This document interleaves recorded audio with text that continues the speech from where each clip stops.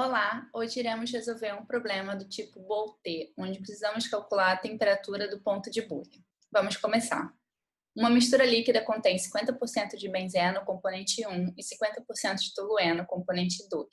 A 1 atm, a temperatura aumenta de modo gradual. Qual é a temperatura no ponto de bolha e qual é a composição do vapor formado?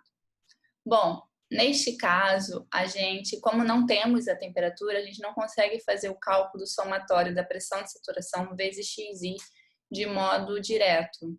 Por quê? Porque a pressão de saturação, ela é uma função dependente da temperatura. Então, se eu abrir aqui essa expressão para dois componentes, a gente chega nesta equação aqui, que é igual a zero.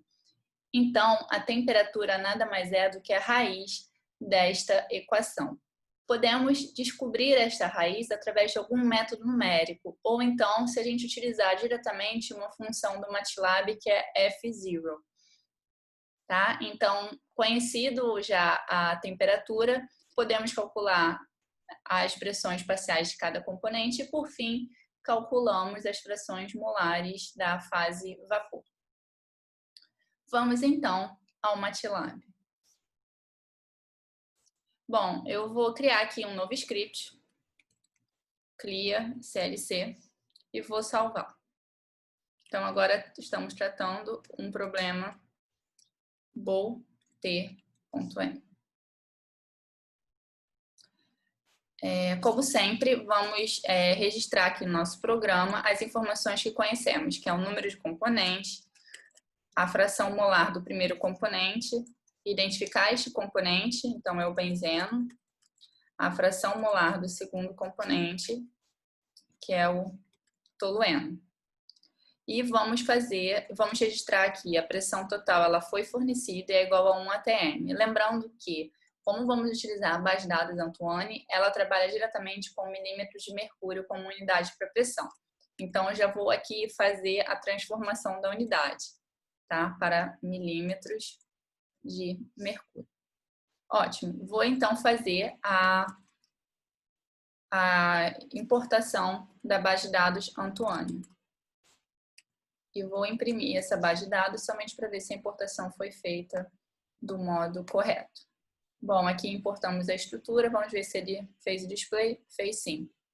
E vamos utilizar a nossa abreviação, BNZ vai se referir a P BNZ e TOU vai se referir a P TOU. Então, só testando BNZ e TOU. Ótimo. Vamos então investigar como é que a função F0 ela se comporta.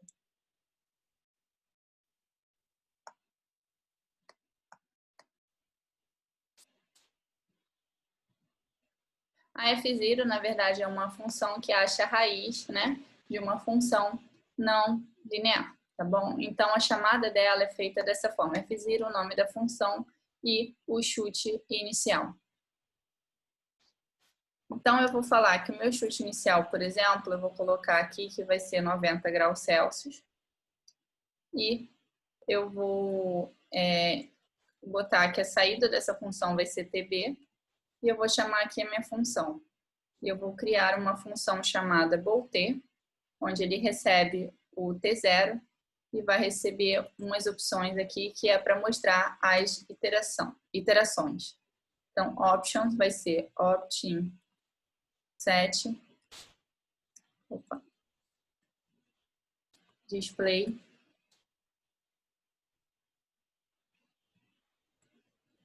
iter.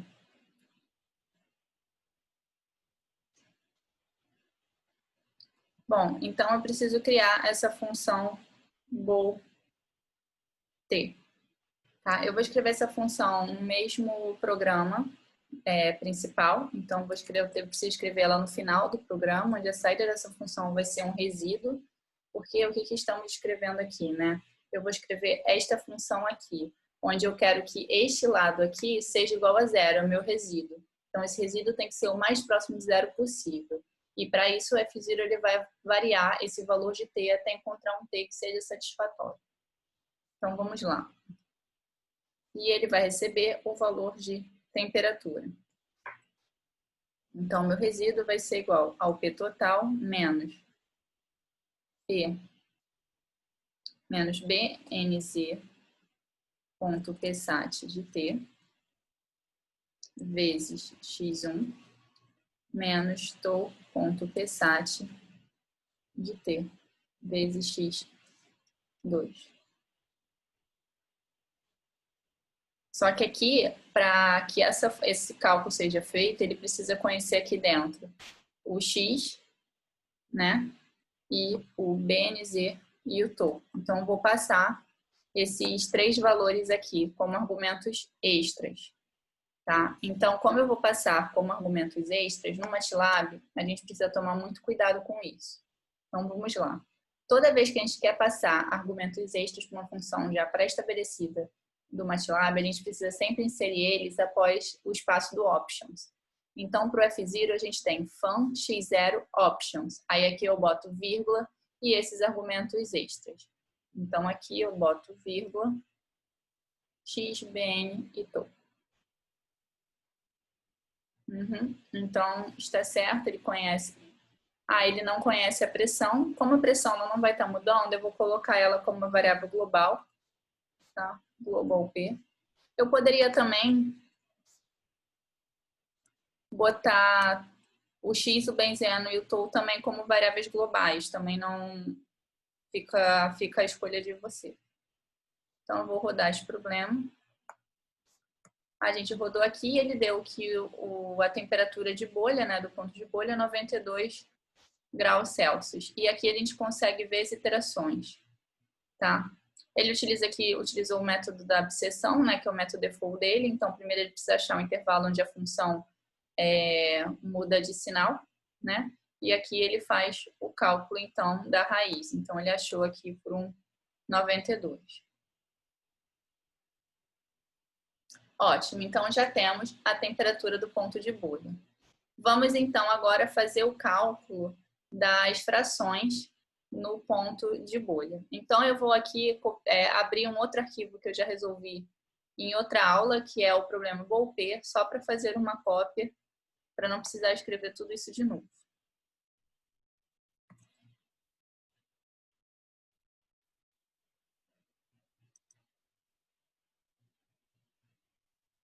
Então, tá. Então, aqui a entrada dessa função anônima para os cálculos das frações molares no vapor vai ser, na verdade, o valor da temperatura, né? Para eu calcular a pressão de saturação do componente, divididos pela pressão total, vezes o X1. Beleza, então aqui já foi cálculo, então aqui eu consigo já imprimir. Isso aqui a entrada não é mais PTOT, é T. Então vou... Ele deu... não é T, desculpa. Aqui é TB. Isso. É a temperatura do ponto de bolha. Então, ele foi e já, aqui se a gente olhar aqui o somatório, ele vai dar igual a 1.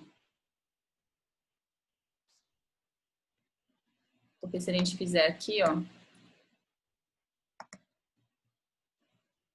mais y τ, vai me dar 1. É sempre bom checar para ver se o cálculo que a gente fez está correto. Então, agora vamos montar este gráfico aqui, tá? Onde a gente tem as frações molares para valores diferentes de temperatura. Lembrando que os valores que estão aqui acima já não fazem sentido físico nenhum, tá? O somatório das frações molares sempre dá 1, né? Então, aqui a gente consegue enxergar claramente o ponto de bolha na temperatura em torno de 92 graus Celsius. Então, vamos lá. Eu vou copiar aqui também o gráfico.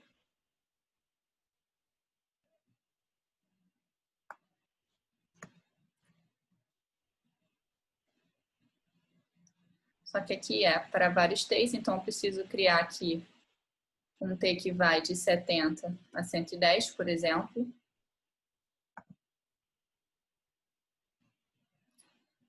Aqui eu vou chamar YBNZ para um T, y estou chamando as funções anônimas, né, para um T, YBNZ Y.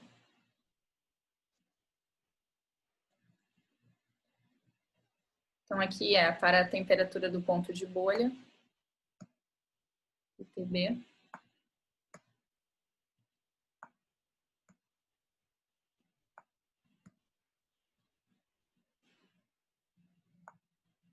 Aqui é T.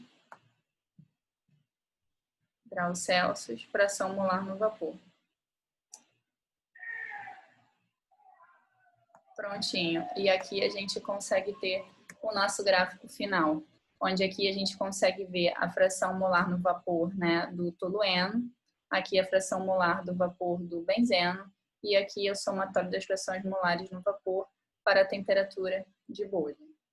Revendo aqui o código, eu percebi que eu tinha cometido um erro aqui exatamente na definição dessas funções anônimas, que aqui estava escrito como x1, né? E não é x1, é x2. Felizmente, acabamos tendo o resultado correto, porque as composições de ambos os componentes são iguais, é 0,5. Mas se as composições fossem diferentes, aí a gente já identificaria esse erro de maneira instantânea, pois a gente veria que o somatório das frações não daria 1. De todo modo, é bom corrigir aqui, né? E que a fração do tolueno aqui se refere a x2 e não x1. Bom, ficamos por aqui nesta aula. Até mais.